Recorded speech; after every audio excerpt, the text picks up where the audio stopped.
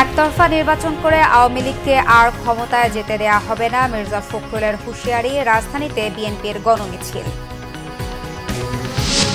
শেখ হাসিনার অধীনেই নির্বাচন, কোনোভাবেই পদত্যাগ করবেন না তিনি। উত্তরায় 14 দলের শান্তি সমাবেশে নেতাদের ঘোষণা। বন্যায় বিপর্যস্ত চট্টগ্রাম, পানিবন্দী লাখো মানুষ। বন্যার কারণে পরীক্ষা পেছানোর সুযোগ নেই, চাঁদপুরে বললেন শিক্ষামন্ত্রী। টাইগারদের নতুন অধিনায়ক সাকিব, দল ঘোষণাকাল পরিকল্পনাহীনতার অভিযোগকারীরা ক্রিকেটের শত্রু বললেন পাপন। দেখছিলেন বিআরবি কেবল সংবাদ শিরোনাম। এবার বিস্তারিত। শান্তিপূর্ণ আন্দোলনের মাধ্যমেই এই সরকারকে পরাজিত করার প্রত্যয় ব্যক্ত করেছেন বিএনপি মহাসচিব মির্জা ফখরুল ইসলাম আলমগীর। রাজধানীতে গণমিছিল কর্মসূচিতে তিনি এ প্রত্যয় ব্যক্ত করেন। নির্দলীয় তত্ত্বাবধায়ক সরকারের অধীনে জাতীয় নির্বাচন ও সরকারের পদত্যাগের এক দফা দাবিতে আয়োজিত গণমিছিলে মির্জা ফখরুল বলেন, দাবি একটাই, শেখ হাসিনার পদত্যাগ। তার 2014 ও 18-র মতো নির্বাচন করে আবারও ক্ষমতায় যাওয়ার স্বপ্ন পূরণ হবে না। সবাই এখন ঐক্যবদ্ধ দাবি করে মির্জা ফখরুল বলেন, এখন একটাই আওয়াজ, সরকার নিপাত যাক। সরকার সবকিছু ধ্বংস করেছে বলেও মন্তব্য তার। বলেন, কারাগারে আটক, নির্যাতন সহ যত অত্যাচারই করা হোক, এবার মানুষ অধিকার আদায় না করে ঘরে ফিরবে না। বিএনপির স্থায়ী কমিটির সদস্য আমির খসরু মাহমুদ চৌধুরী বলেন, যাদের ওপর ভর করে সরকার টিকে আছে তাদের মাঝে কম্পন শুরু হয়ে গেছে। পুলিশকে নিরপেক্ষভাবে দায়িত্ব পালনের আহ্বান জানান বিএনপির জ্যেষ্ঠ নেতারা। 14 আর 18-তে যে নির্বাচন করেছে, আবারও ওই নির্বাচন 23-এ করে আবারও ক্ষমতায় যাবে, তাই না? এই দেশে মানুষ যেতে দিবে? এই দেশের মানুষ এখন একতাবদ্ধ হয়েছে, ঐক্যবদ্ধ হয়েছে। কৃষক, শ্রমিক, মেহনতি মানুষ, সমস্ত রাজনৈতিক দল, সমস্ত রাজনৈতিক সংগঠন, সকল দেশপ্রেমিক মানুষ আজকে একটাই আওয়াজ, সেই আওয়াজ, এই সরকার, অবৈধ সরকার, ফ্যাসিবাদী হাসিনার সরকার নিপাত যাক, নিপাত যাক, নিপাত যাক। গণতন্ত্র, উন্নয়ন ও সাংবিধানিক শাসন বাধাগ্রস্ত করতে বিএনপি জামায়াত অপশক্তির নির্বাচন বানচালের ষড়যন্ত্রের বিরুদ্ধে চলছে 14 দলের শান্তি সমাবেশ। রাজধানীর উত্তরার রাজলক্ষ্মীতে এ সমাবেশে এরই মধ্যে যোগ দিয়েছেন 14 দলের কেন্দ্রীয় নেতারা। বিকাল 4:15টার দিকে শুরু হয় সমাবেশটি। সমাবেশে ঢাকা মহানগর উত্তরা ও দক্ষিণের 14 দলের নেতাকর্মীরা খণ্ড খণ্ড মিছিল নিয়ে অংশ নিয়েছে। এতে প্রধান অতিথি 14 দলের মুখপাত্র ও সমন্বয়ক আওয়ামী লীগের উপদেষ্টা পরিষদের সদস্য আমির হোসেন আমু। সমাবেশে নেতারা বলেন, বিএনপি জামায়াতের ষড়যন্ত্র রাজপথে মোকাবেলা করা হবে। আগামী সংসদ নির্বাচন সংবিধান অনুযায়ী হবে বলে দৃঢ় প্রত্যয় নেতাদের। তারা বলেন, শেখ হাসিনার অধীনে নির্বাচনের পথে যে কোনো ষড়যন্ত্র মোকাবেলায় প্রস্তুত 14 দলের নেতাকর্মীরা। দর্শক, 14 দলের শান্তি সমাবেশের সংবাদ সংগ্রহে এই মুহূর্তে উত্তরার রাজলক্ষ্মীতে আছেন আমাদের সহকর্মী মাহফুজ শুভ। সরাসরি কথা বলছি তার সাথে।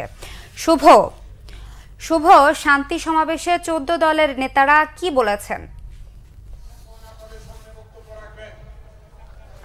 যে সাথীরা আপনি জানেন যে উন্নয়ন এবং গণতন্ত্র এবং সাংবিধানিক শাসনকে বাধাগ্রস্ত করতে বিএনপি জামাতের যে অপশক্তির বিরুদ্ধে আওয়ামী লীগের যে শান্তি সমাবেশ, সেটি বিকেল 4টা থেকে শুরু হয়েছে।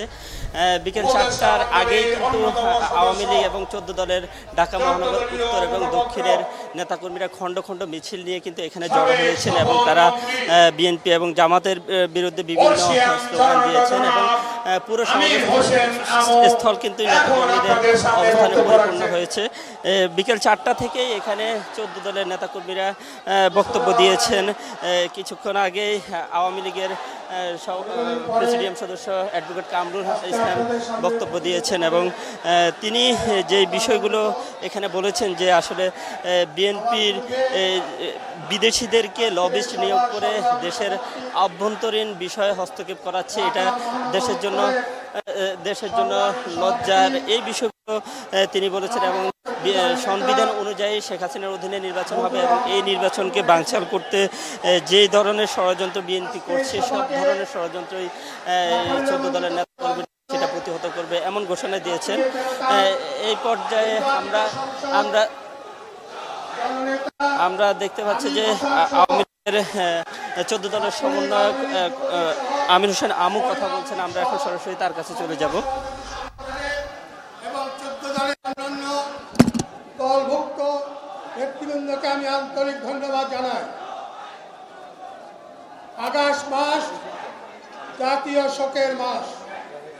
আমি সর্বপ্রথম সর্বকালের সর্বশ্রেষ্ঠ বাঙালি জাতির জনক বঙ্গবন্ধু শেখ মুজিবের বেদি আত্মার মাগফিরাত কামনা করি। আমি তার পরিবারের বেগম ফজিলাতুন্নেসা মুজিব সহ তার পরিবারের সদস্যবর্গে বেদি আত্মার মাগফিরাত কামনা করি। আজকে যে রাজনীতি, এই রাজনীতির নতুন সূচনা হয়েছিল এই 15 আগস্টের হত্যাকাণ্ডের মধ্য দিয়ে। 15 আগস্টের হত্যার মধ্য দিয়ে এই দেশবাসীকে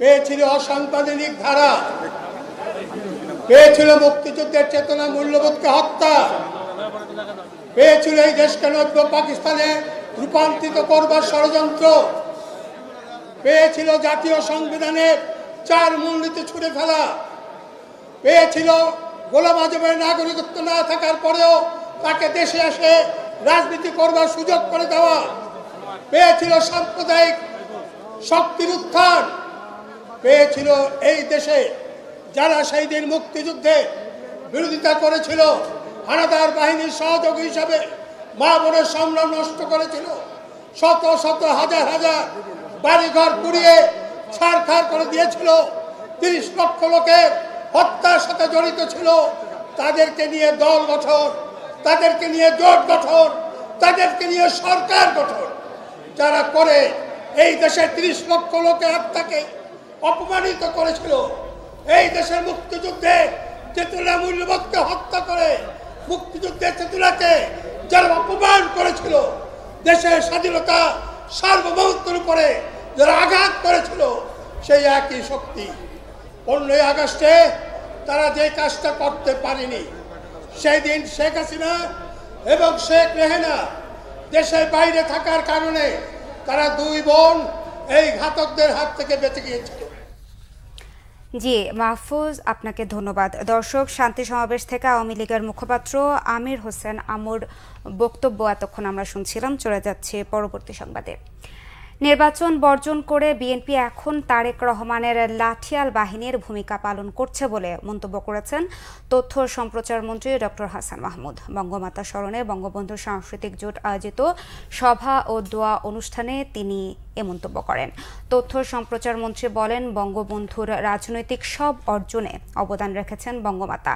তার ত্যাগের কারণেই বঙ্গবন্ধু তার লক্ষ্যে পৌঁছাতে সক্ষম হয়েছেন। বর্তমান রাজনৈতিক পরিস্থিতি প্রসঙ্গে মন্ত্রী বলেন, শেখ হাসিনার নেতৃত্বে দেশের অগ্রগতির ধারাবাহিকতা দেখতে চায় বন্ধু রাষ্ট্রগুলো। বিদেশিদের পেছনে দৌড়ে লাভ নেই, সেটি এখন বিএনপি বুঝতে সক্ষম হয়েছে। হাসান মাহমুদ বলেন, বিএনপি নির্বাচন না করে দেশের বিরুদ্ধে ষড়যন্ত্র করছে। পদযাত্রা সহ বিএনপির কর্মসূচি থেকে জনগণের জানমালের ক্ষতি হলে আওয়ামী লীগ বসে থাকবে না বলে হুঁশিয়ারি দেন তথ্যমন্ত্রী। বিএনপিকে এখন তারেক রহমান তার লাঠিয়াল বাহিনী হিসেবে ব্যবহার করছে। তারেক রহমান যতদিন নির্বাচন করতে পারবে না ততদিন কেউ বিএনপি করলে মেম্বার ইলেকশনও করতে পারবে না, অন্য ইলেকশন তো দূরের কথা। এই হচ্ছে এখন বিএনপির নীতি। আগামী নির্বাচন বর্জন করলে বিএনপি বুঝতে পারবে যে কম্বল বাঁচতে গিয়ে কম্বলটাই উজাড় হয়ে গেছে। আগামী নির্বাচন বর্জন করলে বিএনপি বুঝতে পারবে যে বিএনপি বর্জন করলেও বিএনপি নেতারা বর্জন করে নাই, করবে না। স্মরণকালের ভয়াবহ বন্যায় বিপর্যস্ত চট্টগ্রামবাসী। পানিবন্দী সাতকানিয়া ও চন্দনাইশ উপজেলার লাখো মানুষ। বিদ্যুৎহীন, আশ্রয়হীন বন্যা কবলিত এলাকাগুলোতে ক্রমশ তীব্র হয়ে উঠছে সুপেয় পানি ও খাবার সংকট। পরিস্থিতি মোকাবেলায় জনপ্রতিনিধি ও প্রশাসনের সাথে মাঠে সক্রিয় সেনাবাহিনী, আছে ফায়ার সার্ভিসও। মহাসড়ক থেকে বন্যার পানি নেমে যাওয়ায় 2 দিন পর চট্টগ্রাম কক্সবাজার ও চট্টগ্রাম বান্দরবান সড়ক এখন স্বাভাবিক হলেও কোথাও কোথাও রয়ে গেছে ভোগান্তি। সপ্তাহে টানা বর্ষণ ও পাহাড়ি ঢলে বেশি বিপর্যস্ত হয় সাতকানিয়া, চন্দনাইশ সহ দক্ষিণ চট্টগ্রামের বিস্তীর্ণ এলাকা। সাঙ্গু নদ ও ঢলু নদীর স্রোতের তীব্রতা কমার পরও পানিবন্দী কয়েক লাখ মানুষ।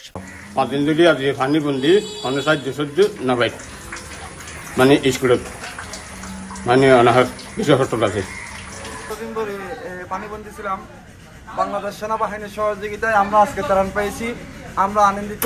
খানাবিনি হাইনা বাড়ি সহজে না পাই, কেউ কিছু হবে না পাই, যাইতে না পারি। মানুষের ঘর বাড়ি প্রজেক্ট সহ সবকিছু বেশি গেছে। যোগাযোগ ব্যবস্থা অনুকূলে না থাকায় উপজেলার প্রত্যন্ত দুর্গত এলাকাগুলোতে ত্রাণ সহায়তা পৌঁছাতে সমস্যা হচ্ছে। বেশি ক্ষতিগ্রস্ত এলাকাগুলোতে ত্রাণ কার্যক্রম চলছে অগ্রাধিকার ভিত্তিতে।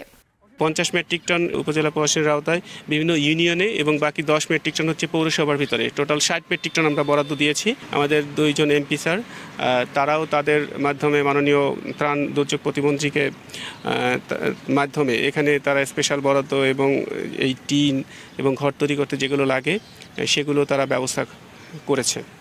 স্থানীয় জনপ্রতিনিধি, জেলা প্রশাসন, ফায়ার সার্ভিসের পাশাপাশি কাজ করছে সেনাবাহিনীর সদস্যরা।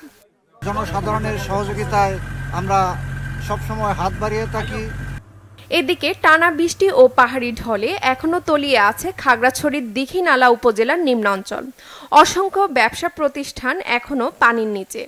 আশ্রয় কেন্দ্রে রয়েছে শতাধিক পরিবার। দুর্গত এলাকায় পানিবাহিত বিভিন্ন অসুখ বিসুখও দেখা দিয়েছে।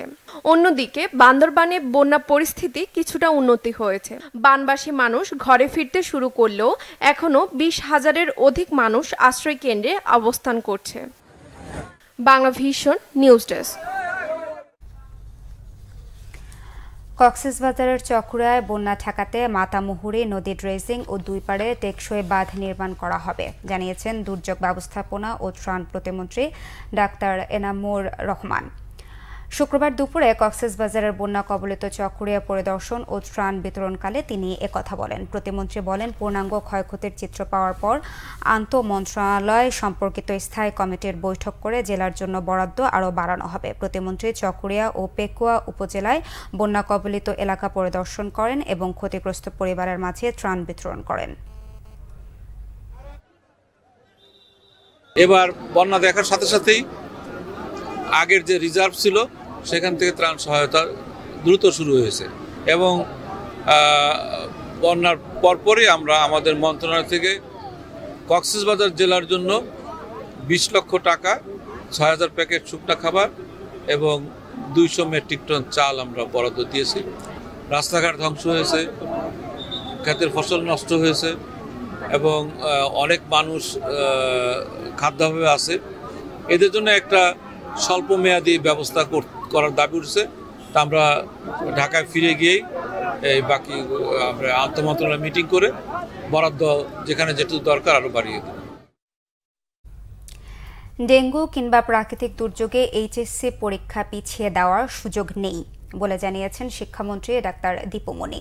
শুক্রবার দুপুরে চাঁদপুর শহরের লেডি প্রতিমা মিত্র উচ্চ বিদ্যালয় ঊর্ধ্বমুখী সম্প্রসারণ কাজের উদ্বোধন অনুষ্ঠান শেষে সাংবাদিকদের তিনি একথা বলেন। শিক্ষামন্ত্রী বলেন, কোথাও প্রাকৃতিক দুর্যোগ থাকলে শুধুমাত্র সেই জায়গায় পরীক্ষা স্থগিত থাকবে। প্রায় 14 লাখ পরীক্ষার্থী 17ই আগস্ট পরীক্ষা দেওয়ার জন্য পুরোপুরি প্রস্তুত রয়েছে। আগামী বছর থেকে স্বাভাবিক সময়ের মধ্যে পরীক্ষা নেওয়া হবে বলেও জানান শিক্ষামন্ত্রী। পরীক্ষা পেছানোর দাবিতে আন্দোলনরত শিক্ষার্থীদের প্রস্তুতি নেওয়ার আহ্বান জানান তিনি।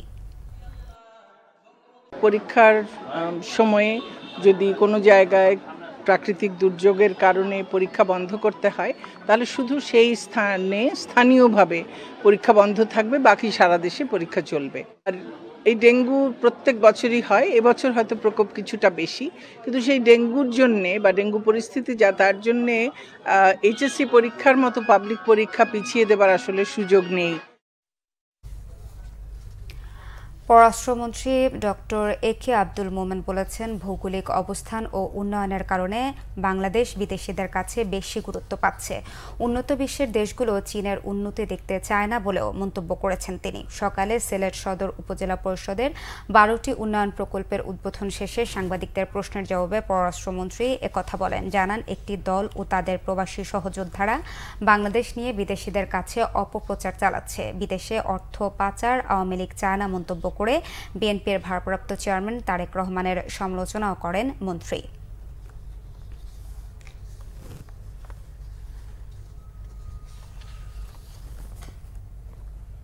টাকা পাচার করে সেটা আমরা চাই, আওয়ামী লীগ সরকার সেটা চায় এবং কারণ কেউ কেউ তো বিদেশে খুব দুমদামে আছেন গত 15 বছর ধরে, কেমনি সম্ভব? নিশ্চয়ই টাকা টুকা নিয়ে গেছে। তো এইগুলো আগামীতে বন্ধ করতে পারলে ইনশাল্লাহ আমাদের দেশে আপনার ইনভেস্টমেন্ট, বড় লোকের দেশগুলো চায়নার রাইসটা দেখতে পারে না, তারা চায়নাকে কন্টেন্ট করতে চায়। এই ভৌগোলিক এই অবস্থানের কারণে আমরা বিশ্ব এই কি বলে যে খেলার মধ্যে আমরা পড়ে গেছি।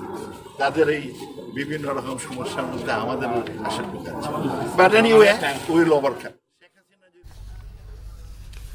বড় কয়েকটি কোম্পানির কারসাজিতে অযৌক্তিকভাবে ডিমের দাম বাড়ছে বলে অভিযোগ খুচরা বিক্রেতাদের। এদিকে সপ্তাহের ব্যবধানে আবারও ঊর্ধ্বমুখী পেঁয়াজ, রসুন ও আদার বাজার। মাইনুল শোভনের রিপোর্টে বিস্তারিত। চড়া দ্রব্যমূল্যের বাজারে মাছ মাংসের সহজ বিকল্প হিসেবে ডিমের উপর নির্ভরশীল হওয়ার অবস্থা নেই। সহজলভ্য প্রোটিনটি আরও কঠিন হয়ে গেল ক্রেতা সাধারণের জন্য। এক সপ্তাহের ব্যবধানে ডজনের দাম বেড়েছে 20 থেকে 25 টাকা। অসহায় ক্রেতারা, খুচরা বিক্রেতাদের কাছেও এ দাম অযৌক্তিক। ডিম এত দাম হবে কেন? ডিম কি ইনপুট করে আনে না কি করে আনে? এরকম আমি বুঝি না কোনো কিছু। আমার জীবনেও আমি এরকম ব্যবসাও করি না। এখন কোনো লোকাল কোনো ক্যারোর ব্যবসা নাই, শুধু কোম্পানিরা যা বলবো তাই হবে। এটাই বাস্তবতা। আসলে সবকিছু যেন কোম্পানিরা নিয়ন্ত্রণ করে। পেঁয়াজের চড়া মূল্যের লাগাম টানতে অনুমতি দেওয়া হয়েছিল ভারত থেকে আমদানির। মাঝখানে কিছুদিন ক্রেতাদের নাগালে থাকলেও আবারও অশান্ত বাজার। এক সপ্তাহে আমদানি ও দেশি সব ধরনের পেঁয়াজে দাম বেড়েছে কেজিতে 10 টাকা পর্যন্ত। আদা রসুনের দামও চড়েছে নতুন করে। গত সপ্তাহ আর এই সপ্তাহে 8 থেকে 9 টাকা বাড়ছে, রসুনে বাড়ছে, আদায় বাড়ছে, মানে সবটুকু মূলের দাম বেশি। গত রসুন বাড়ছে আমরা 10 থেকে 15 টাকা কেজিতে। বৃষ্টির অজুহাতে দফায় দফায় বাড়ছে সবজির দাম। 60 টাকা কেজির নিচে কোনো সবজি নেই। কাঁচামরিচ আমদানির কোনো প্রভাব নেই বাজারে। পটল আছে 50 টাকা, শসা 80 টাকা, বটবড়ি 80 টাকা, আপনার এই গাজর হলো চায়নাটা 120 টাকা, আর দেশিটা হলো 80 টাকা। স্বল্পতা আছে কিন্তু দাম অনেক চড়া। যেমন কাঁচামরিচ আমি কিনতে আসছি, এখানে 250 গ্রাম বলতেছে 70 টাকা। অতিবৃষ্টি ও সরবরাহ ঘাটতির দোহাইয়ে বেড়েছে মাছের দামও। নদীর বা চাষের সব ধরনের মাছ কেজিতে বেড়েছে 50 থেকে 100 টাকা পর্যন্ত। নিম্ন ও নিম্ন মধ্যবিত্তের দেখা ছাড়া যেন আর কিছুই করার নেই। হাতের নাগালের বাইরে, গরিব যারা তারা তো খেতেই পারবে না, মধ্যবিত্তদেরও হাতের নাগালের বাইরে চলে গেছে। দেশের পরিস্থিতি কি আল্লাহ তাআলাই ভালো জানে, এটা সরকারের নজর দেওয়া উচিত। যে মাছ কিনতাম 260 টাকা, ও মাছ কিনতে লাগে 350 টাকা, 360 টাকা, 380 টাকা, এই তো দাম। দামে বলে মাছ নাই, বুঝছেন, মাছই নাই, পানি বাড়তি। তবে ব্রয়লার মুরগির বাজারে কিছুটা স্বস্তি। বিক্রি হচ্ছে 180 থেকে 190 টাকায়। আর নতুন করে চালের দামও বাড়েনি। Mainul Shovon, Bangla vision, Dhaka. Cricket, Asia cup ও বিশ্বকাপে বাংলাদেশের অধিনায়ক সাকিব আল হাসান নিজ বাসভবনে বিষয়টি নিশ্চিত করেছেন বিসিবি সভাপতি নাজমুল হাসান পাপন। তবে দল ঘোষণা করেননি বোর্ড সভাপতি। শনিবার দেয়া হতে পারে এশিয়া কাপের স্কোয়াড। মনির হোসেন খানের রিপোর্ট। তামিমের অধিনায়কত্ব ছাড়ার ঘোষণা এসেছিল বিসিবি সভাপতির বাসভবনের গ্যারেজ থেকে। নতুন অধিনায়কও ঘোষণা হলো সেখান থেকেই। নামটা জানা ছিলই, অপেক্ষা শুধু ঘোষণার। তামিমের জুতোয় পা রাখলেন সাকিব আল হাসান। বিশ্বকাপ ও এশিয়া কাপে আর কোনো অপশনই ছিল না সাকিব ছাড়া। ক্যাপ্টেন কে হবে এটা আপনারা জানেন না?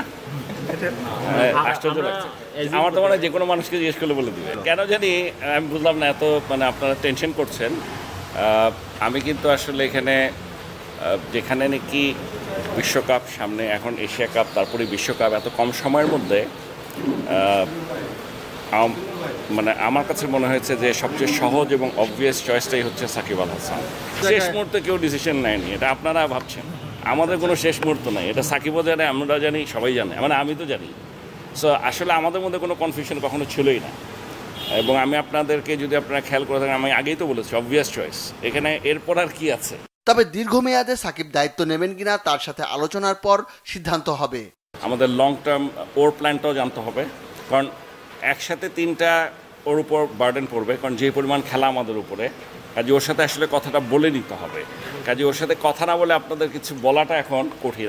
বিসিবি সভাপতির দাবি, পরিকল্পনায় কোনো ঘাটতি ছিল না কখনোই। যারা এসব বলেন তারা ক্রিকেটের শত্রু। অনেকেরই কি বলছে প্ল্যানিংয়ের অভাব, অমুকের অভাব।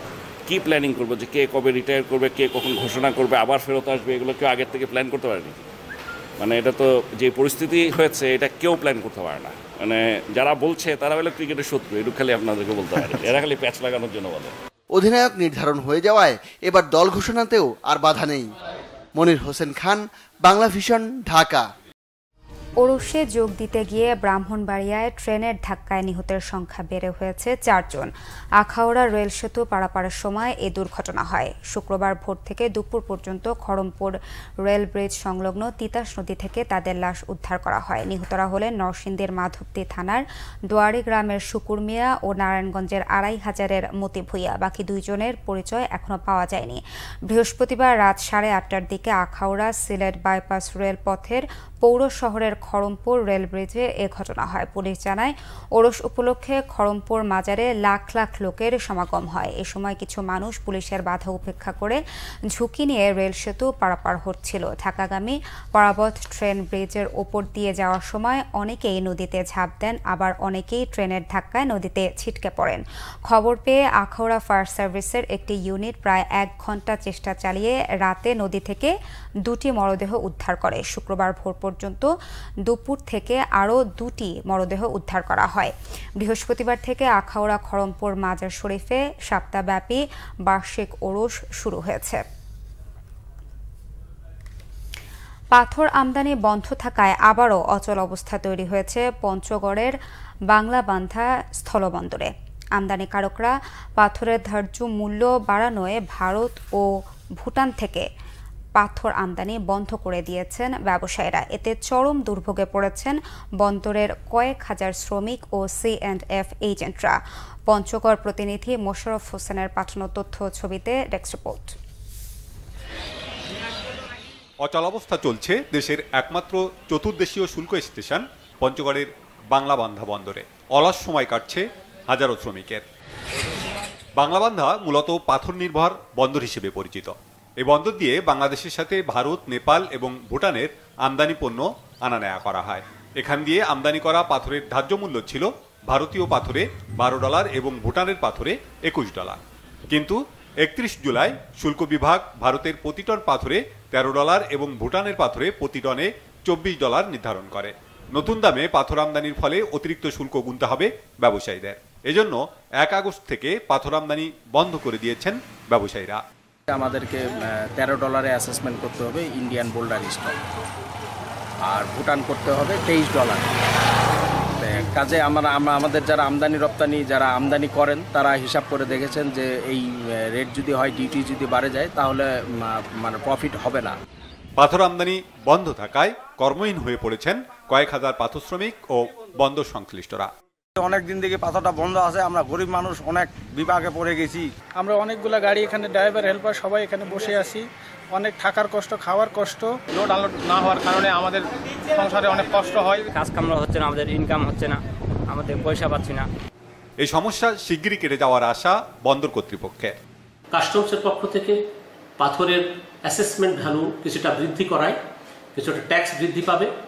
এ কারণে বাংলাদেশের ব্যবসায়ীরা সহ অন্যান্য যেখানে যে সমস্ত বন্দরে পাথর আমদানি হয় সেখানকার ব্যবসায়ীরা সাময়িকভাবে পাথর আমদানি বন্ধ রেখেছে। আলাপ আলোচনা চলছে, তো আমরা আশা করছি খুব শীঘ্রই এটি সমাধান হবে এবং বন্দরের আমদানি রপ্তানি আবার স্বাভাবিকভাবে শুরু হবে। পাথর ব্যতীত অন্যান্য পণ্য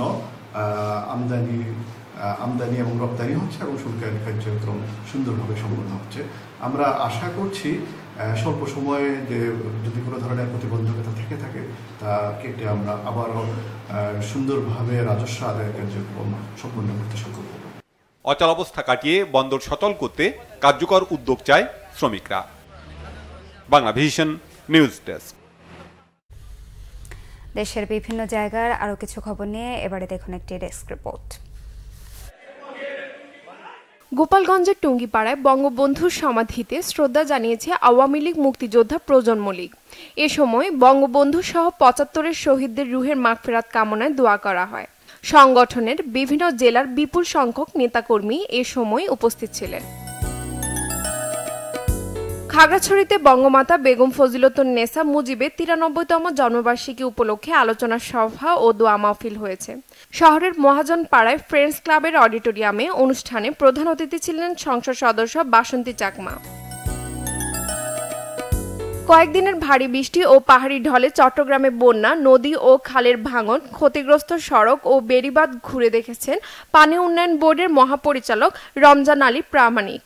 সকালে রাউজান, রাঙ্গুনিয়া, পটিয়া উপজেলার ক্ষতিগ্রস্ত এলাকা পরিদর্শন করেন তিনি। বৃষ্টি বন্ধ হলে দ্রুত সময়ে ক্ষতিগ্রস্ত বাঁধগুলো সংস্কারের আশ্বাসও দেন তিনি। সুনামগঞ্জের ছাতকে global peace ambassador doctor Abu Jafar মাহমুদকে সংবর্ধনা দেওয়া হয়েছে। উপজেলার আলীগঞ্জ বাজারে এলাকাবাসীর উদ্যোগে এই সংবর্ধনা দেওয়া হয়। Suraiya Rahman, Bangla vision news desk. সংবাদ শেষ করব বিআরবি কেবল সংবাদ শিরোনামগুলো আরেকবার জানিয়ে। একতরফা নির্বাচন করে আওয়ামী লীগকে আর ক্ষমতায় যেতে দেওয়া হবে না, মির্জা ফখরুলের হুঁশিয়ারি। রাজধানীতে বিএনপির গণমিছিল। শেখ হাসিনার অধীনেই নির্বাচন, কোনোভাবেই পদত্যাগ করবেন না তিনি। উত্তরায় ১৪ দলের শান্তি সমাবেশে নেতাদের ঘোষণা। বন্যায় বিপর্যস্ত চট্টগ্রাম, পানিবন্দী লাখো মানুষ। বন্যার কারণে পরীক্ষা পেছানোর সুযোগ নেই, চাঁদপুরে বললেন শিক্ষামন্ত্রী। টাইগারদের নতুন অধিনায়ক সাকিব, দল ঘোষণাকাল পরিকল্পনাহীনতার অভিযোগকারীরা ক্রিকেটের শত্রু বললেন পাপন। এই ছিল এখনকার মতো। পরের সংবাদ সন্ধ্যা ৭:৩০টায় দেখার আমন্ত্রণ রইল। এছাড়া বাংলা ভিশন সংবাদ ও সংবাদ সংশ্লিষ্ট অনুষ্ঠান দেখতে ভিজিট করুন www.tvnews24.com ও facebook.com/banglavisionnews এবং সাবস্ক্রাইব করুন youtube.com/banglavisionnews। এতক্ষণ সাথে থাকায় ধন্যবাদ সবাইকে।